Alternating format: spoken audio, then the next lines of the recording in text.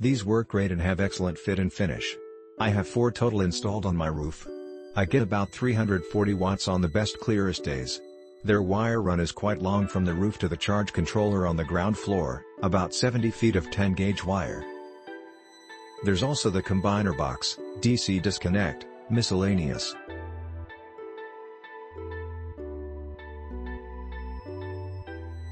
Other connections, so I have no problem with their output.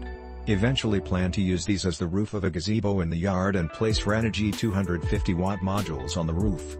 This small system keeps about $6 per month out of the hands of the electric company. We'll continue to add Renogy modules until my south side roof is covered. Easy to install. Decent power for a lot of uses. I have actually 4 of these panels hooked in parallel.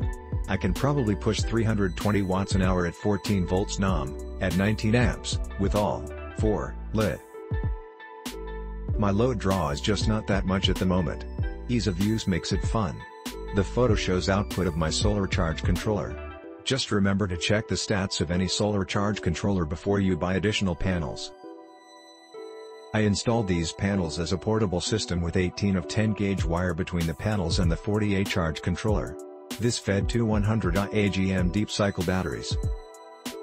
We used a small portable inverter when we needed it, but were able to keep everything going for several weeks of dry camping with no other inputs for electricity. Water pump, fan, and charging for phones, cameras, computers, etc., no problem. The panels are well made and rugged enough to be hauled around in our travel light Falcon F20. I had this shipped and installed in a tropical country. The output is incredible in this location 17 degrees north of equator. Installation in the roof of the house that the panels are installed in are metal roofing attached to purlins underneath. This required the use of L bracket to clear the standing seam style of the roof.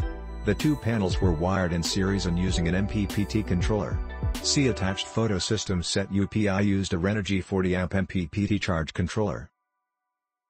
The solar setup is to only provide basic daily necessities and also in a power outage after a typhoon.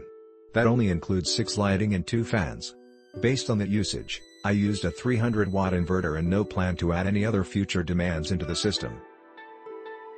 Total demand with all the lights and fans running at max speed is about 143 watts.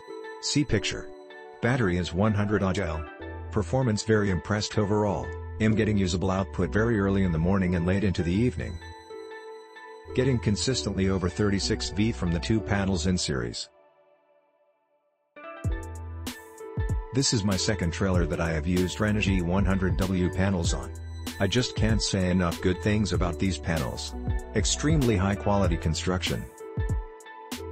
The wiring connections are absolutely perfect. Once again, I'm using 4 panels on this trailer too, that I put in series this time versus running them parallel and using connectors. Click link in description for more reviews.